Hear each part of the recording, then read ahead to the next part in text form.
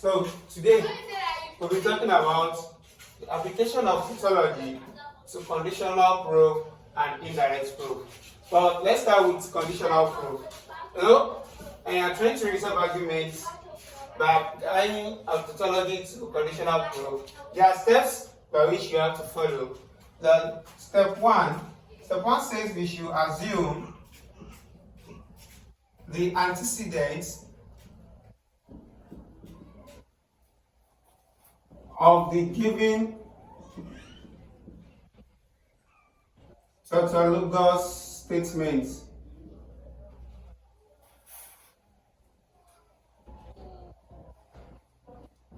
as first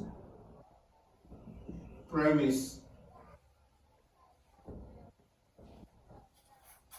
Step 2, you assume the consequence of the given tautologous statements as your derived conclusion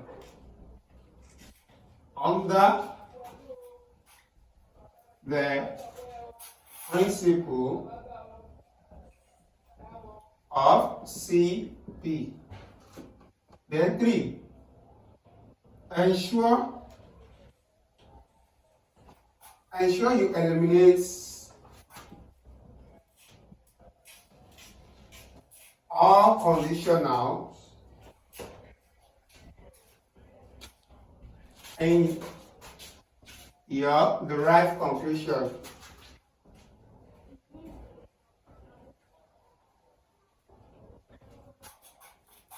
Under the principle of CP. Okay, so step 4, manipulate your rules of inference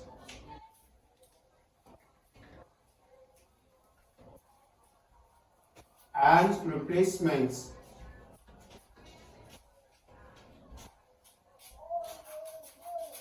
to arrive at your newly constructed conclusion. Now, you take this example. Now, look at the steps. You assume the antecedents of what? The given tautologous statement as the what? First premise. Then you assume the consequence of the given tautologous statement as your derived conclusion under the principle of what? CP. Ensure you eliminate all conditionals in your derived conclusion under the principle of what? CP. Then manipulate your rules of inference and replacement to arrive at your newly constructed conclusion. Now let's take this example. We have P implies Q implies P. Okay, and the first step says that what? You should assume the antecedents of the given tautologous statement as our what? First premise. Therefore, our first premise will be what? This is our antecedent, while this is our what? Consequence. P. Then our conclusion will be what? Step 2. Assume the consequence of the given tautologous statement as a derived conclusion. So therefore, this our consequence Q implies P will be our what? Newly derived conclusion under the principle of what? CP. Line 2. As the 3 says that what? Ensure you eliminate all conditionals in your what? Derived conclusion under the principle of conditional premise. You know, under the principle of conditional premise says that what? And you are giving a conditional statement in your conclusion, you make sure that you eliminate that conditional statement. Okay? So now, how do we do it? By eliminating the conditional statement here, or the conditional here, we assume the antecedent as our what? Additional premise, and we assume the consequence as our what? Newly constructed conclusion. So we now say Q, therefore P, under the principle of what? CP. Then 3. You manipulate our what? Rules of inference and replacement to arrive at a newly constructed conclusion. Now, how do you want to get this conclusion back? This newly constructed conclusion. When we have P, we have Q. Then what's which among the rules of reference and replacement do we want to make use of? By looking at it, in order to get this, I'll make use of what? I have to what? Add P and Q together. Okay? So that I can make use of other rule. And the only other rules of inference that allow me to add a given premise together with another premise as a conclusion is what? Rule of conjunction. And conjunction says that when you have a given premise as a statement, and one is as a first premise, and you have another statement as second premise, you can simply conjunct, okay, or add the two of them together, the first premise and the second premise, to become the arrive at what conclusion. Therefore, I'll say P and Q. That is line 1 and 2. Conjunction. Okay? Line 1 and 2 using the rule of what? Conjunction. Then this is not where I will stop, because this is where I'm caught. I am coming. I want to try to what? Prove how I got this what? P. Then since I have P and Q, therefore P. How do I get this my P? I make use rule of what? Simplification. Simplification is one of the rules of inference that says that when you have a statement, two statements conjoining each other, that is P and Q, you can what? Infer the conclusion by what? By just speaking P. This means that when you say both Dupe and Shade are English students, you can actually say that then Dupe is an English student. Okay, so yeah, I've already arrived at my what? Conclusion.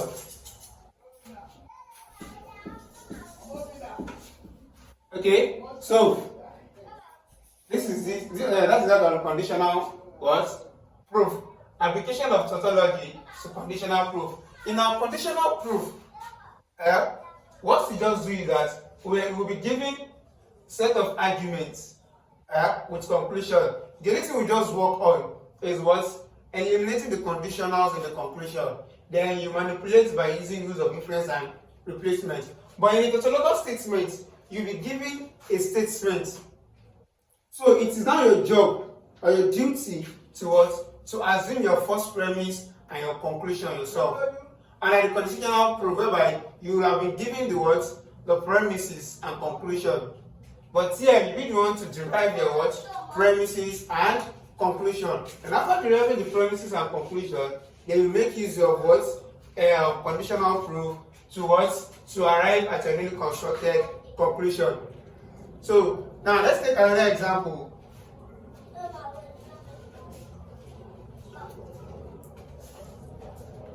So we are giving these statements, okay?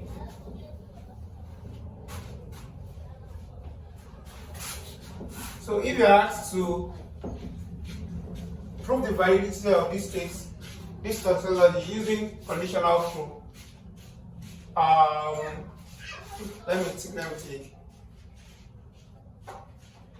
Okay, P implies Q in brackets implies not Q, sorry,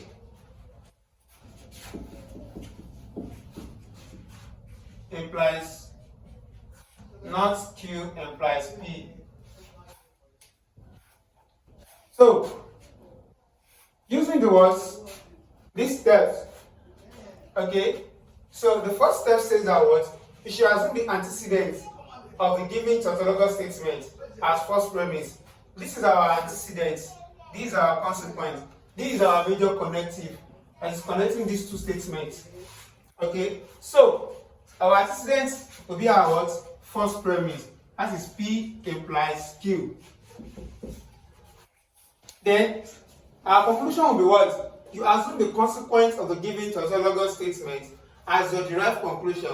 Since this is our consequence, therefore we now have not Q implies P under the rule of what? C P. Okay, so then ensure you eliminate all conditionals in your derived conclusion under the principle of CP. This is a conditional statement. What are we going to do? What we are going to do here is to what?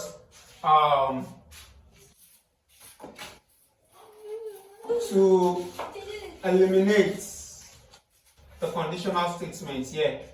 Okay, so we now say 2 not Q, therefore P, and the principle of what? C P. Then here, okay, no, I think there is a mistake in this question. It has to be not P, sorry.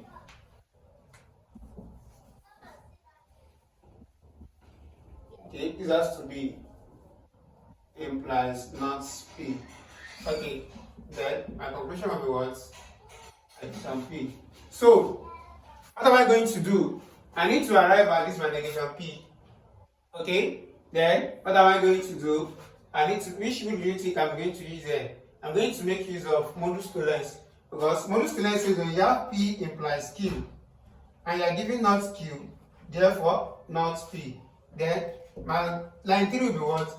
P implies Q, not Q, therefore not P. That is what line 1 and 2 modus tollens. I've arrived at my what? Newly constructed conclusion. You just have to follow the steps.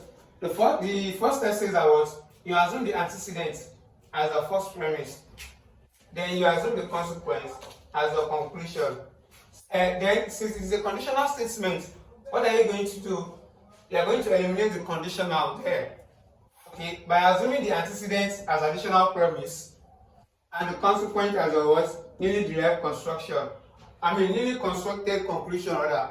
Under the principle of what? CP. Then what are you going to do? You manipulate. Okay? You manipulate.